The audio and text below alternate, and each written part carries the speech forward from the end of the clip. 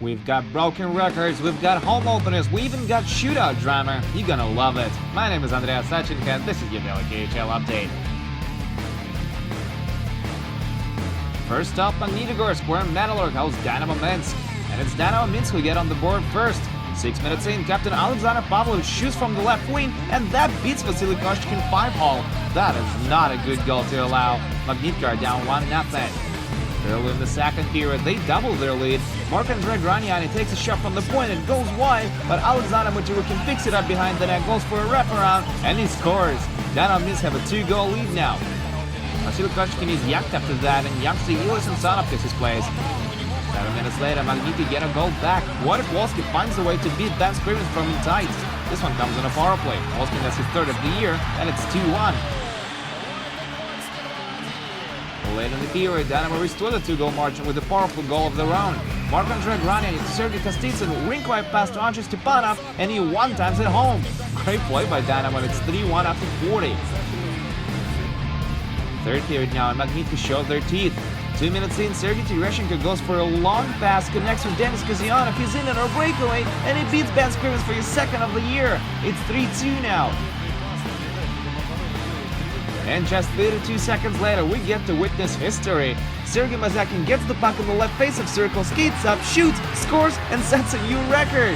Sergei Mazakin scores his 429th career goal, edging Boris Mikhailov at first all-time. The record took 31 years. And Magnitka just keep going. 10 minutes later, Sergei Tereshenko takes a point shot, and he finds the back of the net with that. Magnitka scored 4 goals in just over 12 minutes in the third to go from trailing 3-1 to leading 4-3. Late in regulation, they scored their 4th goal in a row. Vladislav Kalepkin scores an empty netter to put it in the bag. Evgeny Kavryshin sets the final score at 5-4, of course, with just a second left to play in regulation, but that changes nothing. Magnitka win their 4th consecutive game. 5-4 is your final.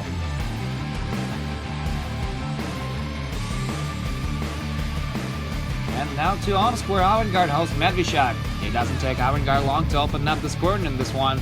Just under 3 minutes into the game, Alexander Pyrzhakin drops up a Derek Roy, he throws it in the slot, Thomas Larkin swats it away, but it goes straight to Pyrzhakin, who scores his 6th of the season.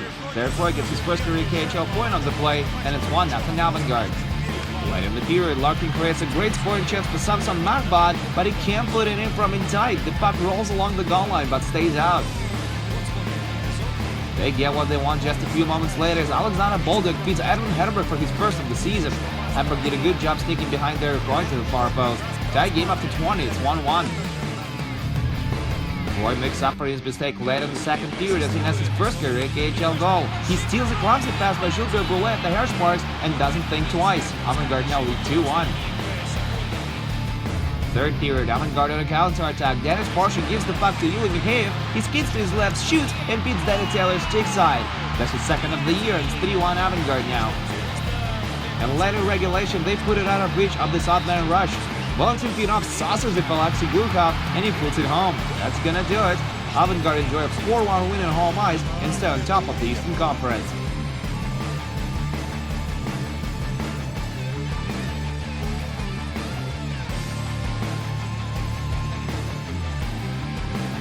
Next up is in Novosibirsk, where Sibir hosts Slovan Bratislava. First period, Konstantin Akulov gets the puck up the right wing, he takes a few strides in, shoots, rebound, and Jonas Kempinen shows what it means to have quick hands. He beats Barry Brass for his 4th of the season, and it's 1-0 Sibir.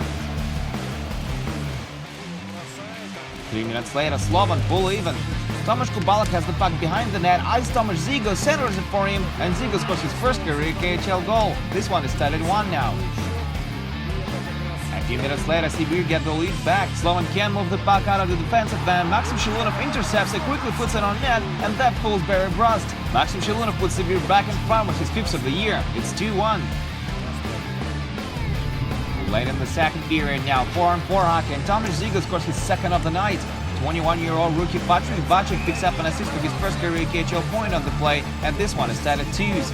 No scoring after that in regulation. Overtime solves nothing either, and this thing goes all the way to a shootout. Konstantin Akulov gets to be the hero for Sibir as he goes 2 for 2 and wins it for the home team. Sibir win their 3rd consecutive game. 3-2 shootout final on this one.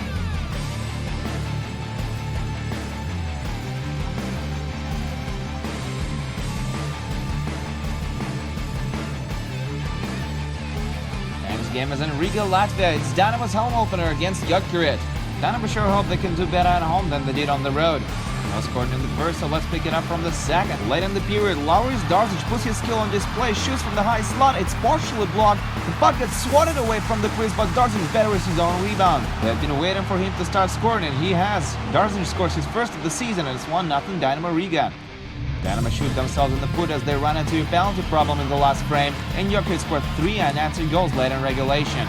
First up, Piyako lets a rip from the point, and into the back of the net it goes. What a bullet that was. And a few minutes later, another defenseman blasts it past Jakub Sidlacek. This time it's Oliver Lauritsen who scores his second of the season from more or less the same spot Jakola did earlier. And final less than a minute later, Mika Niemi converts in a counter-attack to put it out of reach for Dynamo. This is not a comeback story. Jokerit scored 3 late goals in the third period of play to get their 4th win of the season, while Dynamo Riga continued to struggle. 3-1 Jokerit is your final.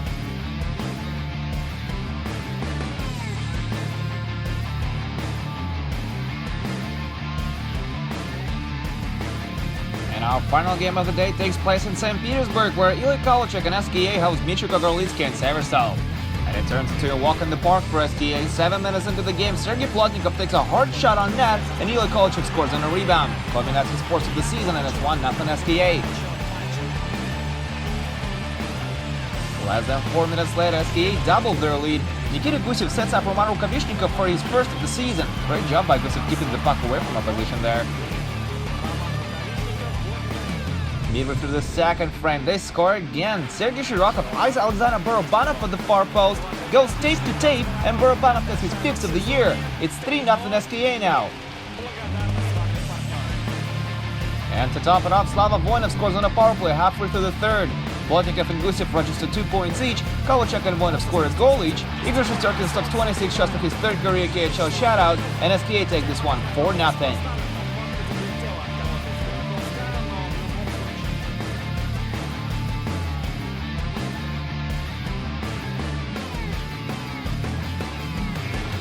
And that's it for your KHL update. Make sure to come back tomorrow for 4 more games, including Salavat Admiral and Neftekhimik Lokomotiv.